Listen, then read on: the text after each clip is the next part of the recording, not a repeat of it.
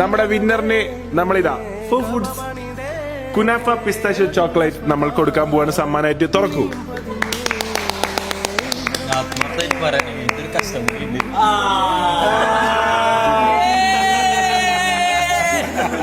അപ്പൊ ജിമ്മി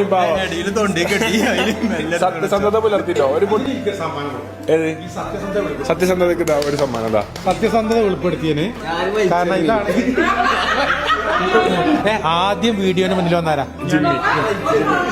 അപ്പൊ ജിമ്മിക്ക് ഇന്നത്തെ കാലത്ത് ഇല്ലാതെ പോകുന്ന ഒരു കാര്യമാണ് സത്യവും സനാതന ധർമ്മങ്ങളും മൂല്യങ്ങളൊക്കെ. വാല്യൂസും തീരെ പ്രസക്തി ഇല്ല. അപ്പൊ അത് അവസാനമെങ്കിലും സമ്മാനം വാങ്ങാൻ വേണ്ടിട്ട് കള്ളത്തരം കാണിക്കായിരുന്നു. ബാക്കിൽ കുറെ കള്ളന്മാരുണ്ട്, ഞാൻ കണ്ടതുമില്ല.